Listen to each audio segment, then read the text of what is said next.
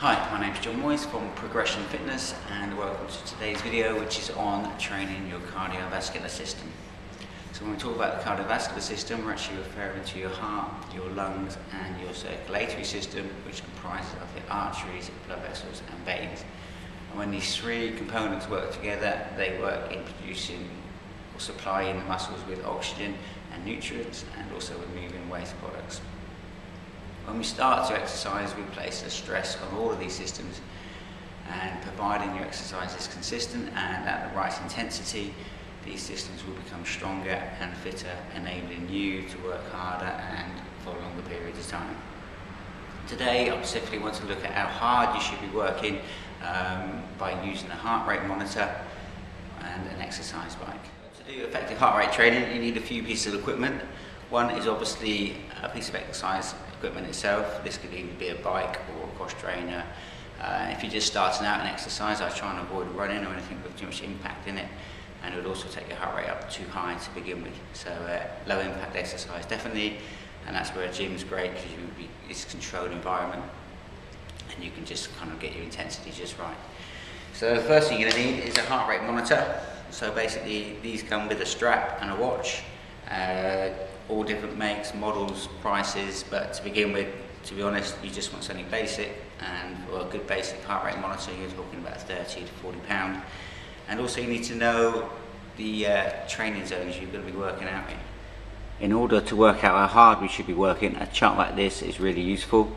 It shows us basically your training zone in the centre, and we can work out from age at the bottom, and it's got maximum at the top.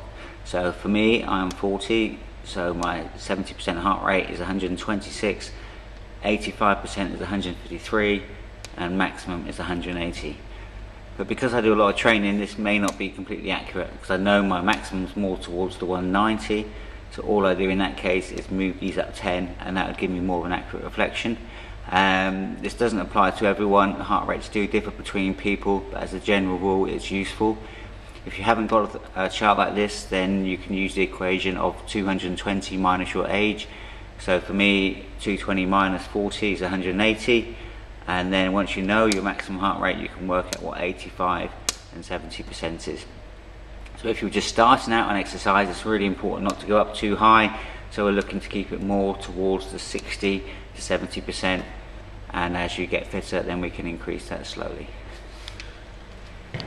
So we've looked at the components of the cardiovascular system and what actually improves as you train, and we've also looked at how hard you should work in terms of intensity and levels of heart rate. How often you should train.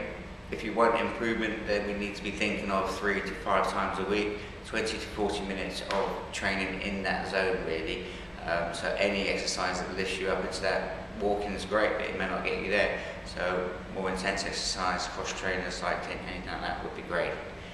Good, so now you have the knowledge. All we need to do now is start training, and first of all we need to use the heart rate monitor, as I said before. So yeah, this is the strap and it needs to go around your chest. It's much better if this can be wet before you put it on. It needs to go on your skin, and basically it just comes around, clips in, and we'll just place it there. Okay, so it's on your skin under your t-shirt, and it wants to be wet, and it should pick it up quite well. And then from there, some watches just pick it up straight away, or you just might need to press the button to start to set it, and then it picks it up. So once that's all working, it's always good to get the heart rate before you start training, and we're ready to go. And in my next video, I'll work through the intensities and show you how hard and what happens to the body as you take it up to the different levels. Thanks for listening, and good luck.